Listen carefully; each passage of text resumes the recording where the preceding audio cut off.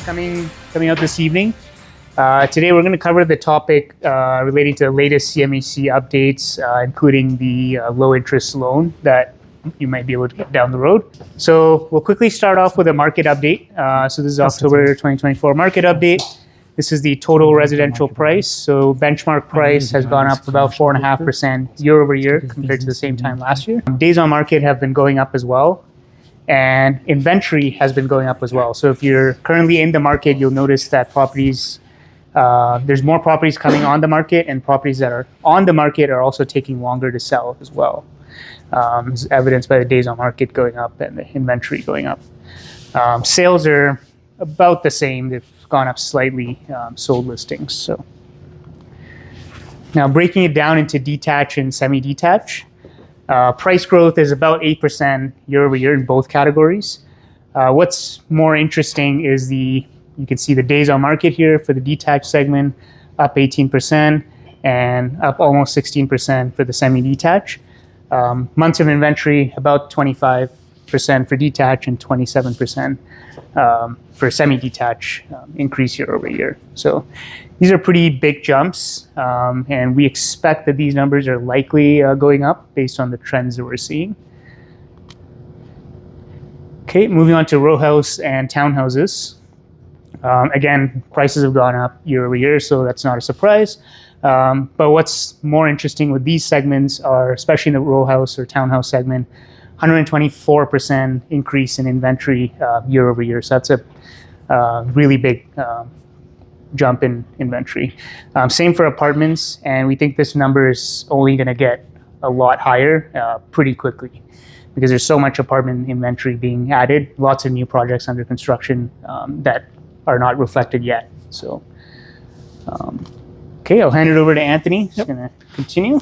And one thing I wanted to cover quickly too on the changes in months of inventories, that's also a trend that's gone up significantly month over month. So the year over year has gone up, obviously the seasonality to it, but the month over month as well. And I'll cover up a little bit more to the apartment market as well in the next slide. So there's a market from CMHC, market report, from CMHC that was just released a few weeks ago on the housing stock and the part of it that's rental housing. And for Calgary, we've seen a pretty big change. So as you can see in the chart, like the bottom part is the condos, right? So those we've seen more housing start, but 10-year trend still, within the average. Like if you look at that blue bar at the bottom, freehold, same thing, right? It's not significant change. What is a huge change is the rental housing starts. So purpose-built rentals, it's multiple years after one at this point, right? When you look at 2024, we've never really seen that in the past 10 years. And really, I've looked at stats you have to go back probably well over 20, 25 years before you see those kind of numbers. So that's a big change. And we actually see it right now as investors in the rental market. There's a lot more units available, right? Rents have definitely softened. It takes a bit longer to find a tenant, and there's a lot more available for tenants to look for. And that's a big part of it. Now, this chart shows completions. It doesn't show units under construction. So I do think that we will continue to see added supply over the next year or two. A lot of these projects take a little while to get built. Even if you look at an 8-plex, it's still not something that's built within a matter of months, right? So I don't think that number will get better anytime soon, at least next year or two. Next thing here, and that's related to that first slide, is CMHC is also talking about Calgary. The change in the split of rental units that are secondary suites have increased a lot. So it used to be 8% the year prior, and I think that was closer to the average for a few of the prior years, and 28% for 2024. Now, that being said, part of this is legalizations from illegal to legal, because they're talking about the amnesty program that's been helping that number to go up. Those are not new rental units. They're just units that are now considered in the housing stock, right? They were not before because they were legal. Now they're legal, they're considered in it. But it's not the whole story. There's still a lot of new suites from scratch that are added by builders, homeowners, investors. And either way, you can see the change in that split's been significant. And that's a percentage, right? Like the absolute number has gone up and the percentage has gone up. So it's a big change. Next one, and that's part of why we also think the apartment inventory is going to continue to increase. Part of it is the delay in getting those built, but the other thing is the conversions from commercial to condo. Now, this looks like a huge increase, and it is, but it's from essentially 0 to 500, right? 500 is not a ton of units. So it's not like condo conversions are that big of a thing yet, but we can see that the trend is picking up, right? So who knows what that's going to look like over the next few years. And it could reverse too, right? Because economically that could start to not make sense. I don't actually think there's that many buildings that are conducive to doing that. So once investors have gone through most of them that are kind of easy, conversions, that might change, but it's still a big trend right now. So we just wanted to do a quick touch up on that because it has been a big change for rental market. And then next up, we'll have Layne talk about the changes from CMHC on the lending side. Okay, so we were expecting. So these some of these announcements were actually earlier. The first half of were actually announced in the first half of this year. So we were actually expecting a few of them a little bit more recently, and we thought, okay, well, we'll give it a month and a half. So we've got these changes with like all the details will be out by now. So we should be able to talk about this stuff. We're about a month away from the first actual date where they'll be implemented. And then we're about 2 months away from when the rest are supposed to be implemented. So we expected to have a lot more information. I underestimated the government's ability to drag things out. And we actually don't have any information or don't have much updated information. We know some little details, but we're still gonna talk about the overall reasons why they're doing this stuff, as well as the likely implications and some probably guesses on how they'll be implemented. So there's a few CMHC and government changes. So so one of them, this is the one that's about a month away. So as of December 15th, we're going to be able to do 30-year amortizations on anybody buying new construction and a first-time buyer buying anything. So currently, if a new buyer, first-time buyer, is buying new construction only, they can get a 30-year amortization. And they're going to change that to anybody buying new construction, so obviously opens up the market. And then also a first-time buyer can buy any existing property as included. So that's going to kind of open up the 30-year amortization, which increases affordability. So there's a reason why these changes are happening. BC and Ontario, specifically Ontario, is in for a bit of a reckoning right now. We're starting to see some of the problems that they're dealing with. They're demanding more money from the federal government for infrastructure because they're out of money right now. And part of their money comes from development permits. The actual upfront development costs, they say in Vancouver, it's almost $600,000 in taxes and permits and fees to build a house, just a house, before you've even started building anything. That's just the fees that go to the government. Well, the government brings in all that revenue. So that doesn't include land transfer taxes from the city, doesn't include land transfer tax from the province. The same thing is happening in Ontario. So the government's counting on a lot of this money, but it also counts on the ability for people to borrow against real estate at ever increasing amounts of money that then end up in the economy. So if somebody spends $800,000 buying a house, that's $800,000 that goes to everybody in construction, sales, banking, finance, decorators, and all that money then goes to those people, and then those people could go buy houses, invest with their stockbroker, go out for dinners, and then the people that own the restaurants and the stockbrokers are all busier, and they have to hire accountants, and then the accountants and the stockbrokers need to hire more people, and they need to buy suits, so then the tailor's really busy making suits, and that money just goes around in circles. But it first started with the making up of $800,000, which is a value based on how much taxes the governments are actually charging. So the governments are getting revenue from it, plus that money then ends up in the economy circling around. Now, there's a difference between you're selling a barrel of oil. We sell the barrel of oil, we get money for it, that transaction's complete. It's done. So we have the money now, we can spend it as much as we want. When you borrow the money, someday you have to pay it back. And what's happened is over the last 50 plus years in Ontario, and accelerated in Ontario specifically over the last 10 years, is that amount has, the prices have doubled, all that kind of free made up money or borrowed money has been circulating. The government's been getting more for it, and it's really supporting their economy out there, and they've become very reliant on it. And it happened because rates were constantly going lower. If you track rates from 2008 to now, largely the rates have been going down. But if you see what's happened since then, rates have gone up, but they still haven't fully gone up. Most people have still not renewed into the new rates. There are still a lot of people who took mortgages, whether they're variable mortgage with fixed payments or their fixed rates at 1.59% at $900,000, and they're going to have to renew now at over 4%. So we're over 2.5 timesing people's interest rate, and that still hasn't taken effect on the economy out there. So the government's now panicking, saying, okay, well, what happens when we reverse that same pattern of money dissipating into the economy and continuing to expand the economy? Now it's going to be reined in. So they certainly don't want prices crashing, even if it's the right thing to do. No government would ever be elected again if they're the ones that are kind of preside over that collapse.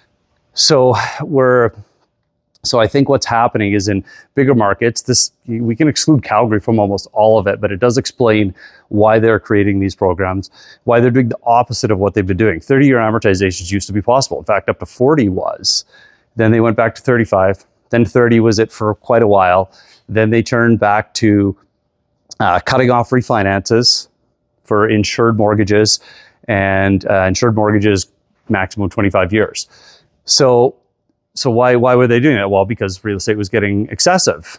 Well, now they're doing the opposite. But is it now okay to have excessive real estate? Well, no. Now they're just dealing with the other end of that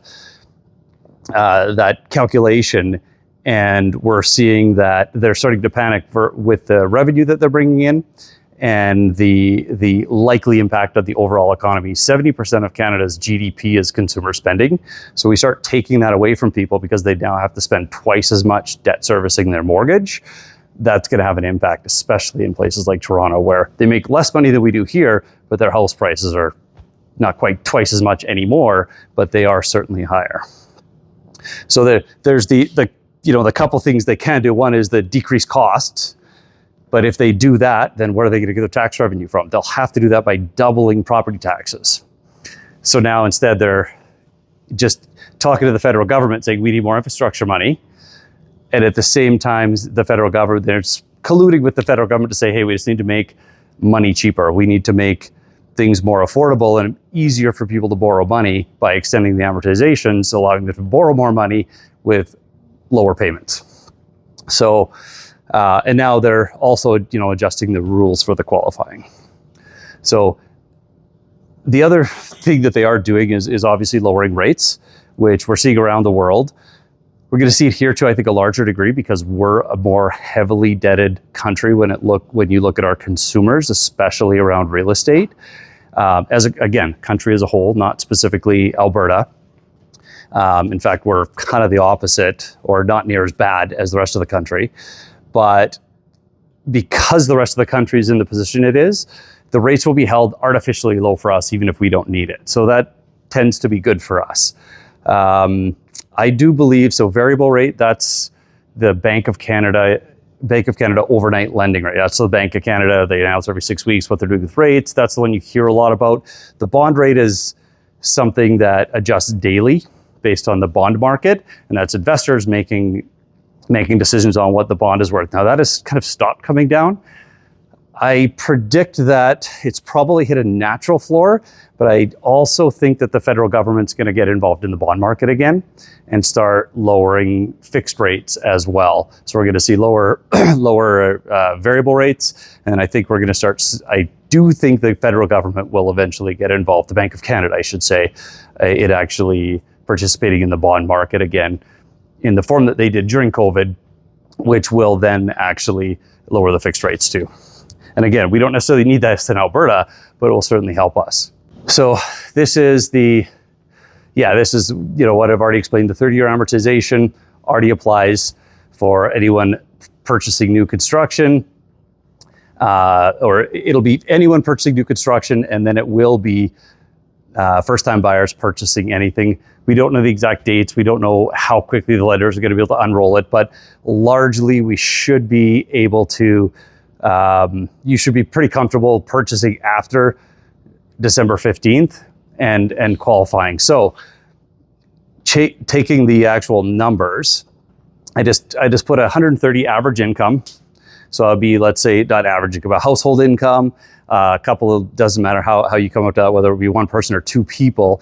If you have a household income of 130,000, assuming a small amount of excess debt as well, you can currently qualify for about 580 with the minimum down payment of 33,000. So that's 5% of the first 500, and then 10% of the remainder after that. As of the 15th of December, that $130,000 income will get you 620. So it's about just under a 7% increase in purchasing power, which in theory could effectively increase prices by that amount. That's typically part of what happens. Now, if there are other supply-demand issues in play, it's hard. It's not like we're going to see a direct 7% increase as a result of that. In Toronto, for example, maybe rates were going to drop 5% and now they go up 2 instead, or they were going to drop 10 and now they only drop 3. But that, in terms of purchasing power, that dynamic should help people qualify for more money, which is exactly what the federal government wants. They don't want things to collapse. They don't want things to get out of hand, but they also don't want them to collapse. I think the idea, whether it be this government or the next Bank of Canada governor, they're all going to say, okay, we need to, hold house prices where they are and let the economy catch up, let the incomes catch up. They certainly can't rip the carpet out from underneath retirees, and they certainly can't handle the loss of tax revenue that they generate from the real estate that they've been so accustomed to generating. It does bode well for Alberta. It's going to be harder to do business or anything in Ontario for the next 5 to 10 years, in my opinion. So I think we'll probably see more and more industry move towards Alberta including people move to Alberta. So that could be good for us here in Calgary. There's a couple of different programs out specifically for investors or people wanting to add a suite to their property. So not necessarily investors. It's actually homeowners or somebody even who buys a house for their kids going to university. They can actually qualify for this program pending qualifying, but they would theoretically be able to refinance up to 90%. Now, refinance is not, it's been 10 plus years since you've been able to refinance with CMHC. They're now allowing that again. If you use that refinance money to build in an extra unit. So build a basement suite or up to 4 different units in your property. So if you have, say, a side-by-side duplex that's one title, you could then turn that into a 4-plex. Or you buy a single family house or a half duplex, you can use this money, or you could refinance and use this program to build a suite, or you could build a garage suite. So the dynamics of this change quite a bit because there are some pros and cons to these programs and costs that don't make sense at certain income levels, or cost levels. So so you could go up to 4 units, first of all, so you're still residential. You do have to qualify. So building a 4-plex gets a little bit pricier. So if you're going to do a 4-plex at a cost of $1.2 million, unless they change, which this is the part that they haven't let us know yet, unless they change how you qualify for that 4-plex, most people aren't going to qualify. You need well over $200,000 in income to be able to qualify to go buy a $1.3 million fourplex, because they only use 50% of rent. Then they add that to your income. You can only use 40% of your income for qualifying. So they're effectively using 20% of all the rent that you're getting to offset the cost of the property. So you're buying something that's twice as expensive as a typical single family house, and you're just getting a little bit of extra added to your income. So it's not going to help all that much. So these programs, this 90% suite program, refinance. Also, if you're building a garage suite and you've got a $300,000 or $250,000 cost to build a garage suite, that's something that could be attractive to a lot of people. I know Anthony loves garage suites. He's been trying to buy one for 4 years and successfully closed on one a few weeks ago. So it's that, but that garage suite is expensive. So compared to this $40,000 low interest loan that's also coming with no information yet, even though it's less than 2 months away. You can't build a garage suite for $40,000. It's almost useless. But with this program, you can do it. But we don't know how this program is going to be implemented. Are they going to do it as a construction draws and you get pre-approved up front, and then they give you draws as you meet certain stages, like a typical construction mortgage? Or are they going to require you to find a way to finance all of it up front and then just pay you out at the end, like a purchase plus improvements is an add-on? So if you buy a house now, you say, hey, I'm going to add a garage to it, and it's going to cost 30 grand. We basically hand in the quote for the garage plus the purchase, add them together. We pretend, hey, this is what we're purchasing the property for, but then the lender holds back that last 30 grand for the garage, and only when it's done will they give you the money back. And that's okay if it's $40,000, not okay if it's $280,000. So this program actually goes up to $2 million. So there's a benefit to it, but again, you'd have to be able to qualify for that. Yeah, go ahead. So commercial banks will be giving this loan, or is that? This is residential still, which is in some ways good, but this is a CMHC residential program. But that's what makes it a little strange. We haven't heard anything about them changing qualifying guidelines yet. And it's impractical. There's just, 1 out of every 1,000 people might make enough money to actually get a $2 million renovation, like to qualify for that using the rental offset that they use on residential properties, that like homes. So if you buy if you have an existing house, CBC will give you a different offset on that house. But if it's the same house, they'll use sometimes up to 80% if the lender will allow it, and a direct offset instead of 50, then add it to income, which makes it a 20% offset. So you could own two. So if you have a fourplex split in half, 2 titles, it's way easier to qualify residentially than if it's 1 title. And is this confirmed? Because I think this was announced by the finance minister, but she never really. Yeah, we have no information on it. We're expecting information, but they haven't released any information yet. So we were expecting to have a lot more because some of these programs are getting close to, yeah, I mean, we know why they're doing it. They're doing it to both, put a little shot in the arm to the economy to make things seem good prior to an election, but also to say that they're making things more affordable.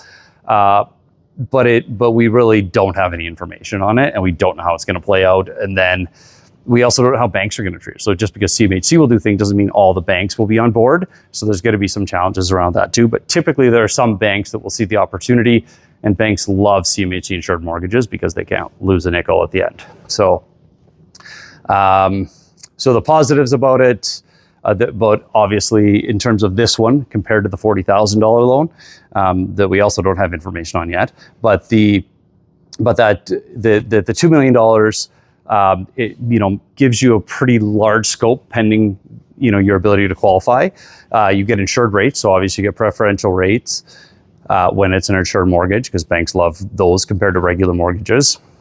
And if you use this program instead of the $40,000 low interest loan, it does give you that, let's say you have a 21-year amortization left. If you refinance, you can go into a 30-year amortization, lowering your actual payments while adding the extra income revenue. So for future qualifying for rental properties or anything you're qualifying for, it's going to make it a little bit easier. and again, you can do it for a fourplex, which is mainly a rental building, providing you or a family member are intending on living in there on a rent-free basis. The negatives, obviously you have to pay the CMHC premium. So you're going to pay 3.1% plus the 20 basis points to go to 30-year amortization. So there's going to be a premium added to that. So you can see that if you're doing a refinance, it's a pretty heavy premium to pay on a $600,000 property or mortgage. That would be $16,500. You look at it, if you do a $750 mortgage, you're probably just under 24,000, maybe a little bit higher than 24,000, but it's still a heavy premium to pay. Now, part of that you'll make back because you'll get better interest rates, but not all of it. But if it's the only way to make a deal really work and get the property in a position where you can rent an extra suite out, it's better to rip that Band-Aid off than trying to save up over 3 years and slowly do it, and then you've lost out on $50,000, $60,000 of rental income. So now we go to this last program, which is this one's actually been announced for longer, $40,000 low interest loan. And we compare that, again, up to 4 units, basements, carriage houses. Again, you're not going to build a carriage house for $40,000 or even close to it. So it's going to be a very small portion. Now, if you have the cash to do it anyways, then I suppose you could use this program. But if you had the cash to do it anyways, what makes more sense is to just use the cash to do it and then do a refinance to 80%. There's no point in actually qualifying for this loan. In carriage suites, almost nothing. I can't see a scenario where it wouldn't work out better for somebody, unless like right now somebody's in a 1.59% mortgage. They don't want to give that up and they think it's going to take them 8 months to finish anyways, or a year. Might as well use this program for now to try. Like, there's possibilities. Again, unless you have to finish all the work first, then it's like, well, what's the point? By the time we're finished, we'll just refinance anyway. So details still will help make those final decisions on this. But yeah, the more we look at this stuff, the more it's kind of bluster for the for the government to pretend it's doing something about affordability. But basement suites could be a very valuable loan for this. A low interest loan, yeah. Now, so Yeah. it seems like the federal government's just picking up that program. Yeah. Yeah, and the BC's is more like the kind of like the environmental one for like solar panels or increasing your home efficiency. It's actually BC's is actually an interest-free loan. This is going to be a low interest loan. We don't know if the banks will participate. They're still a little. Yeah, it's low interest, but what's low interest? I suspect it'll be mortgage rate type interest, but I also don't know what the banks may not want to participate in something so small because it doesn't give them a lot of revenue for how much work it is. Same amount of work to do this as it is to do a full mortgage of $600,000. And then they're still a little sour on how the government mishandled the CEBA loans and all that kind of stuff that took years to just mess everything up. So again, don't know the details, but this one, whether it be the government itself or banks are involved, it's likely that this one will be perfect for basement suites. The other one might be better if it's your only way to qualify or purchase a property, knowing that you're purchasing with the intent and you want to get kind of upfront approved for the work you're doing because you can somehow get your parents to float you the money, but they need it back in a year. So, then you can kind of guarantee them like, hey, I've got the approval already done. Once we're finished this carriage suite, I'll get the money back. It's already done. We just have to do the process. So there are uses for these things, but overall, they're probably more for show than they are for actual practical use. But we might find some really good uses for them. So basically, whatever move you're making in the rental market, especially when it involves if you're house hacking or buying a property yourself, not a bad idea to use some of this stuff. Or if you're in a house and you want to move out, but you also want to finish the basement suite prior to moving out, you could do this program to get the 30-year AM, lock in a good interest rate before you move on to your next property. So there are a few different scenarios where this program this program may actually work really well. And then this one, the detriment to one of these is that you have your existing mortgage, which again might be a 21-year amortization, but then you'll have an additional loan on top of that too. Whereas if you do it with the refinance, everything's stretched out to 30 years, including the new money that you're adding in just one loan. So it'll likely be cheaper for future qualifying. The positive to this one, the $40,000 interest-free loan, will be no CMHC premiums, no requirements or prepayment penalties, and you're not forced to get out of what could be a really good rate if you're still a few years left on your 5-year rate from 2021. So maxed out at 40. Can't finish basement suite for that, but if you're going to pay cash anyways, this is going to cover over half of it. And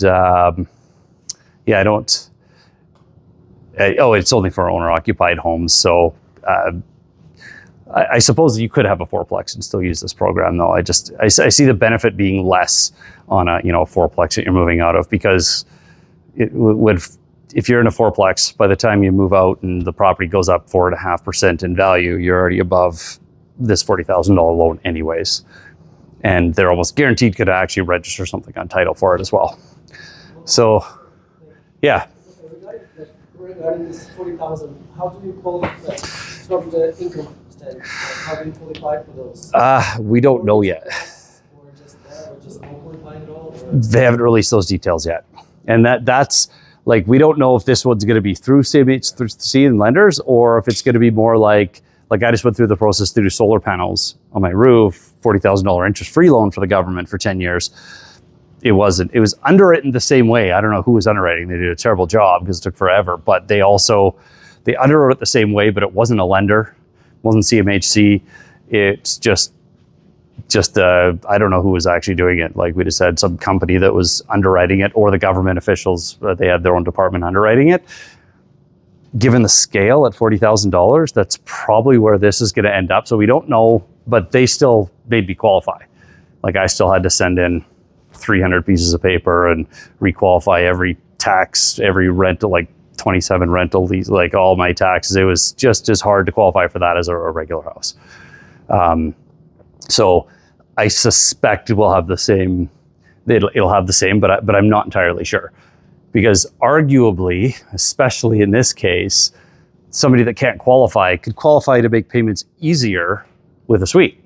So if you take your property and you spend $40,000 and then spend $300 a month paying it back, but you're going to get $1,500 for the rent, you're still up. So it should be easier to qualify for, but lenders never look at it that way. Like if you have an $800,000 mortgage and now you quit your job or you retired, and now you want to pay off half of it or 2/3 of it, and you only want a $250 mortgage, you can't refinance to pay it off with a new lender at $250 if you don't have a job. So it's like, even though you're reducing your mortgage, it's still qualifying like you're qualifying brand new. So I suspect it'll be the same here. So yeah, if you don't have a job or you can't qualify, you're probably going to be stuck not being able to qualify for this program either.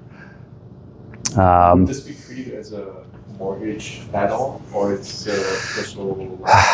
Again, a bit speculative. My guess is it's going to be an interest or a low interest loan somehow that the government will give, and then they'll register it on title. And CMHC is going to insure it. I don't know whether CMHC will touch the $40,000 loan. The other one would just be a full-on mortgage. It's just instead of only being able to go up to 80%, you can go to 90% because CMHC will insure those again. Which again, we used to be able to do a 95%. You used to be able to buy a 95% rental mortgage. Actually, you could buy. CMHC was insuring rental properties to 95% loan to value in 15 years ago. And then they stopped doing rentals. Then they stopped doing anything. Then no refis at all now. So it is. So they're just going to allow you to refinance. But that's for that extra 10%. It's a pretty hefty premium that you end up paying. So unless the numbers really work out, again, I don't see this having a huge impact. But it's one of those things. Again, we were hoping to have more details because the details really make or break the deal on whatever you're looking at. And we'll obviously update you as we hear. We'll probably just send out a notice or do a quick 5-minute video once we have all the details, because I do see these having a very a small niche where they actually work really, really well, but vastly, I don't think it's going to impact the market. The 30-year amortization is the part that I see impacting the market, and I just see it as something to either increase price pressure or support the prices, right? Like if prices are going to drop, this will help stop that from happening. And if prices were already going to go up or stay stable, then it'll increase that. That 30-year amortization makes it easier to qualify for more. So I think that's going to support prices. Any other questions, even though I don't have many answers until they finish giving us the information? Go ahead. We think of MLS Select. Boy, that's a long answer. I think the program works. I'll come over. I'll chime in after let's share. So I'm going to give you my negative opinion, which started about 2 years ago. And Anthony and I have a project in Highland Park, and we were working with another partner on this. And the partner had done a couple of them already, and they had charged quite a high construction fee, but they were actually a builder, so the developer, and they were making, and that's what they had done. They had done their own. So when we were doing one as a joint with them, because the chunk of land we owned as a whole was quite a good chunk of land, there was just a lot, like the numbers didn't work, because they were charging too much. But they had charged themselves that much. So they had two entities, them as the developer builder, them as the owner of the finished project with the MLI Select. So when we looked at those numbers, we split the project into two and just decided to do two phases.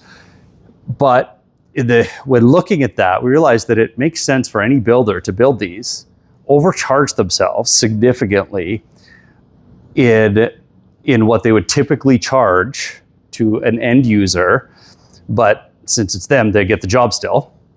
So they're basically padding, they take, like, out of an Aplex, they might add $500,000 to the cost, pocket that money on the builder side of extra profit, and then have 55 years to pay it back, because that's the amortization in this loan now, in the MLI Select loan.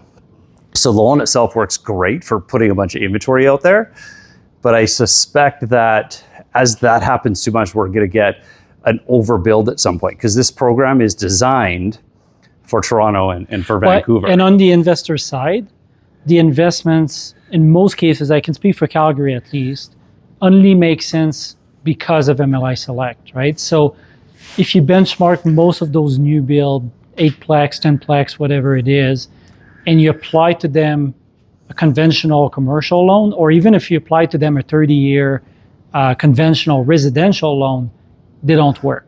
Like, essentially none of them work from those benchmark, right? So it becomes a loan-driven product. It's not entirely a bad thing, right? Because it is a good product. Like, again, 95%, 50 to 55-year amortization is a lot. And the interest rates are really good as well. That's a big consideration. They're better than the residential CMHC rates. Yeah. So it works, again, loan-driven, but the actual underlying fundamentals of those assets are not very good in terms of return. The other issue that we see with those is, at least the early day MLI Select projects we saw, the returns were highly exaggerated.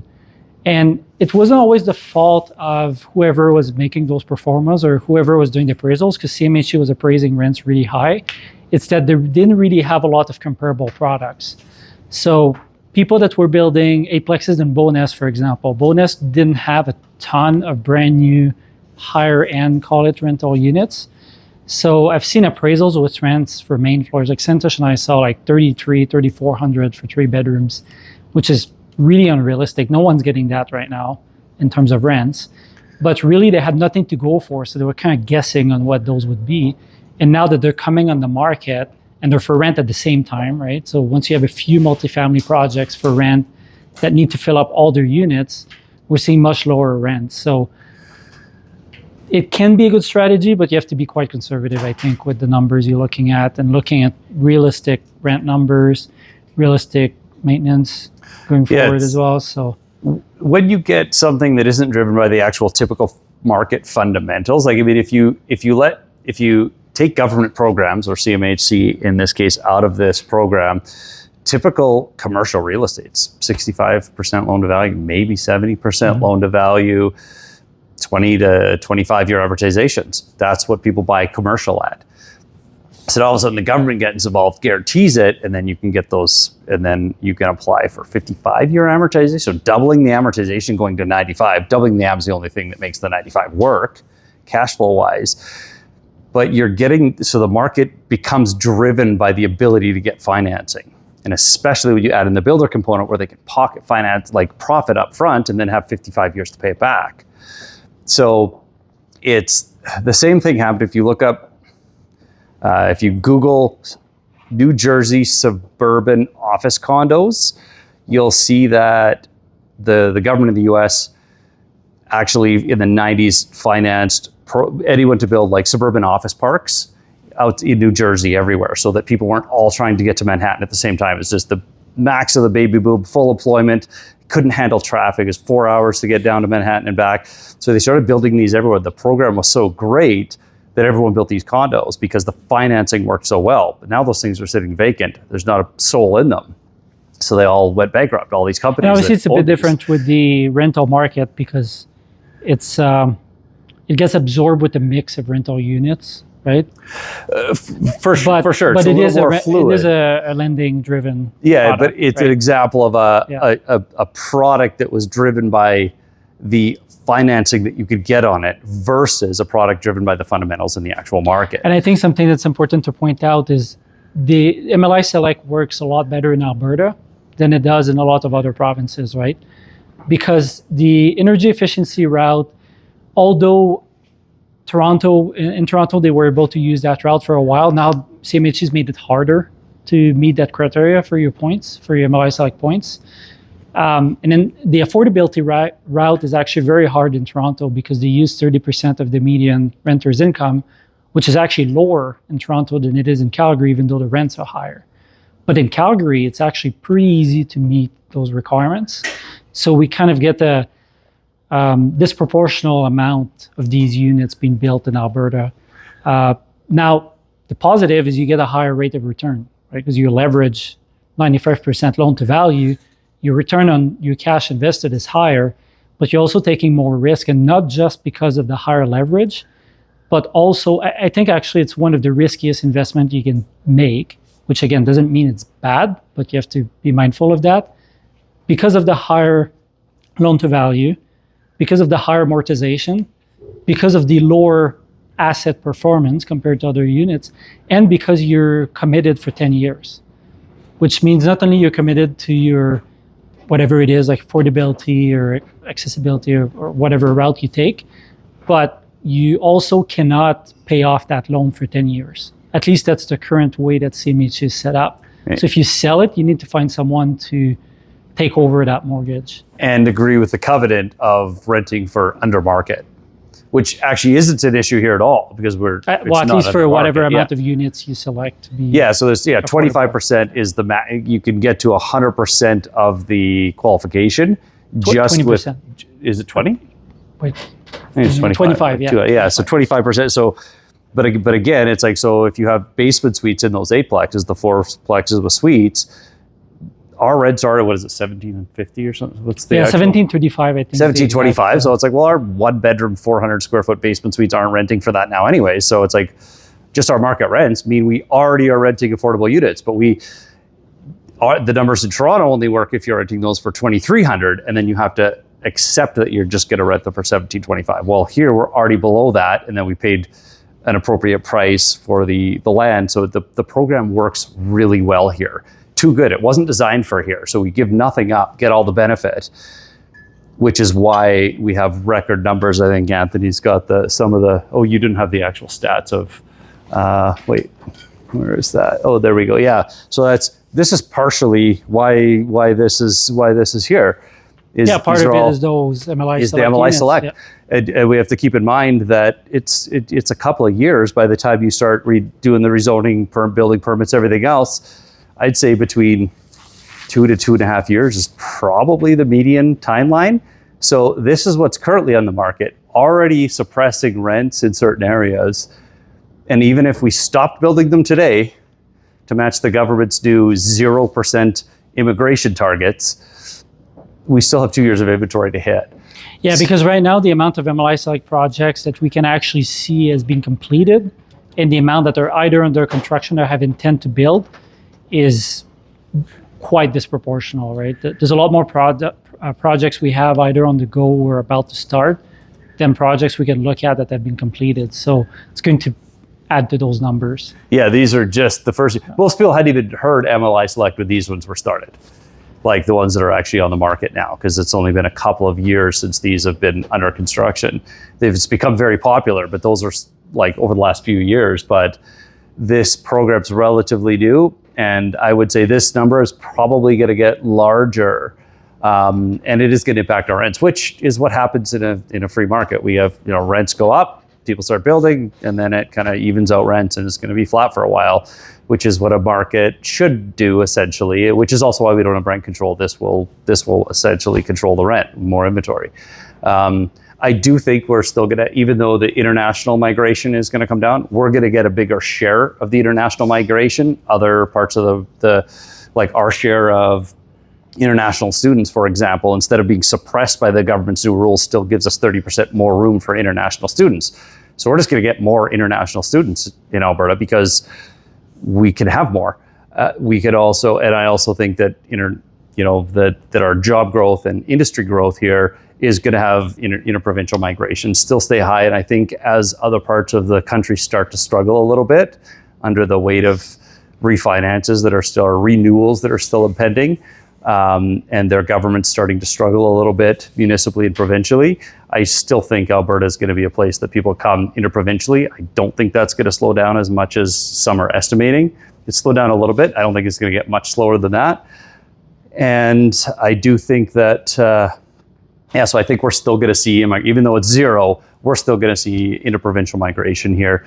And I think that we're going to get a far larger share of international migration compared to what we're used to. So I still, as much as this looks kind of rough and scary, especially if we do that for a few more years, I still think we're going to have a growing population. There's the other dynamic of a lot of new immigrant families, depending on where they're from, actually come and they live 15 people in one house because that's okay for them. But they don't want to do that forever. So once they all finish school and get jobs, they're going to go buy 3 houses. It's a short-term solution for them, basically rooming up with their other family members, and that won't last forever too. So I think we'll still even have some household formation in spite of the fact that our population isn't necessarily going to change all that much. Awesome. Well, thanks everyone for coming.